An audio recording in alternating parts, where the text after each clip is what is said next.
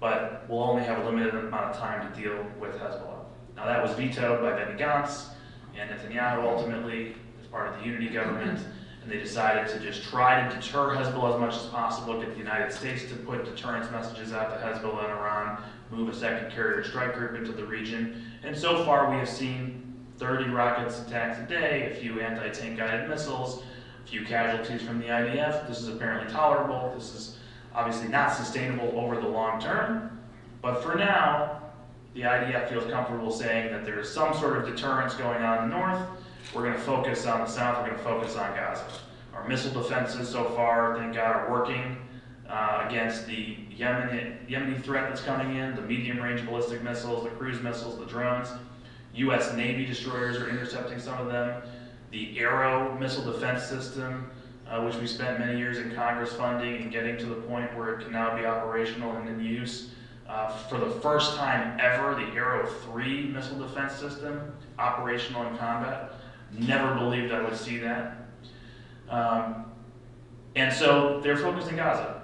Very methodical. They moved in very quickly. They knew that international pressure would come.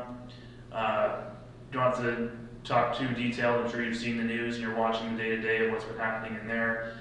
We've been very focused on the north at this point. We've been very focused on Gaza City and the hospitals and the various headquarters there, but we know that the leadership of Hamas moved to the south a while back. I think it's been leaked out now in the last 48 hours in Israeli media that they believe that Sinwar and Deif, the two leaders of the quote-unquote military wing of Hamas, are in Khan Yunis in the south. That is where you've now seen the IDF starting to have targeted strikes and asking the civilian population to leave. And it's interesting, Motzei Shabbat in Israel, there was a press conference that Yoav Gallant, Defense Minister Bibi Netanyahu, gave along with Benny Gantz to the press, and they were asked about Hamas leadership, and Gallant said, we don't care if a Hamas person is picking up a rocket or an AK-47 in Gaza or living in a hotel in Doha, we're coming after them all. That plus having leaked out that they've identified where the two leaders of the Hamas military wing are in Khan Yunis, starting to strike Khan Yunis. Now all of a sudden, a couple hours later, we have notification that Hamas has agreed to some sort of demand on releasing the women and the children in exchange for a 5-day ceasefire. We'll see. The South, though, is going to remain a very, very big strategic challenge for Israel. If they can get through whatever this hostage thing is and get back to the business of actually destroying Hamas, they're going to have to work through central and southern Gaza after asking 1 million Palestinians to move from north to south and already sustaining immense international pressure for its campaign in the north. They're now going to have to actually root out the rest of Hamas leadership and infrastructure in the south, where now the bulk of the population exists. That's going to be very difficult. I don't think you're going to see the same kind of military operation you saw in the north. You're going to see more targeted strikes. You're going to try to see civilians cleared out into areas where they can set up new tents and refugee areas, not refugees, more internally displaced people. Egypt, by the way, could open their border at any time for what's a pretty big desert area in the Sinai. They, of course, don't do that. We don't talk about it on television. We only talk about Israel being so bad. So that's Gaza right now. That's Gaza. 80% of Hamas terror infrastructure is in the north. That's where the massive amount of the tunnels are. That's going to still take a lot of time to destroy, root out, find. As they have to, at this point, start moving south to locate other leaders, start targeting leadership there so they can move into the business of clearing out the tunnels with command and control finally actually severed in Gaza. What are they going to do next? What comes next? There is no way that the 100,000 people who have been evacuated from towns within 5 kilometers of the Lebanese border are ever going back unless something happens to Hezbollah. There is no way after October 7th you could tell an Israeli, it's okay, we got this. We got a lot of sensors. We got drones. We have missile defense. You're okay living on a border that is 10 times as lethal and threatening as the Gaza border ever was. Taking orders directly from Tehran. What are we going to do about that threat? That is a much bigger threat, and not just homemade rockets that are going to go and say, oh, maybe they go into a field, maybe they go into this, and Iron Dome's going to hit it. We're talking about long-range rockets, short-range missiles, precision guided, that can go at a target, know exactly where it's going, and not just 1 or 2, but 10 or 20 or 30 or 50. That's going to overwhelm Israeli missile defenses very quickly. And they know that in Israel, which is why you've always heard that their doctrine is massive offensive retaliation and threatening to flatten Beirut in response, because that's their only real solution. This is going to have to be a matter of international debate potentially, or Israeli military action. We don't know exactly what this world is going to look like once they're finally done with Gaza, whatever that means to be done with Gaza. But dealing with that Lebanese border threat after October 7th is essential strategically. We're not focused on it at this point, but at some point we are going to be focused on it because Israeli leaders are very focused on it. There has been a decision made that by the Biden administration that they want the Palestinian Authority to be put in charge of Gaza when Hamas finally collapses and is removed from power.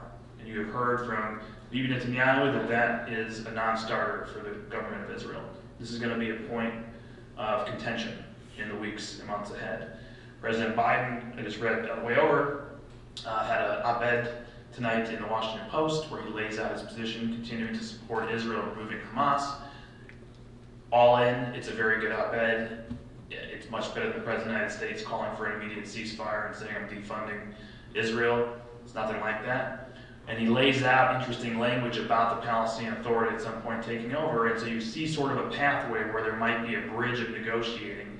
Here are the conditions for the Palestinian Authority to ever be in charge again of Gaza.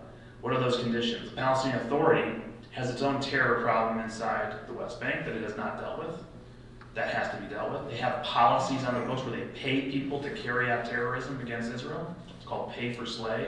If you actually are successful in committing a terrorist attack and you're put in an Israeli jail, you're put into the pension system of the Palestinian Authority by policy. It's true. It's amazing. That they're the ones who are going to be in charge. Their textbooks in Ramallah and in Jenin and in all these places in Judea and Samaria are just as bad as any textbook that exists in Gaza because they're all the same textbooks. They're Palestinian Authority textbooks.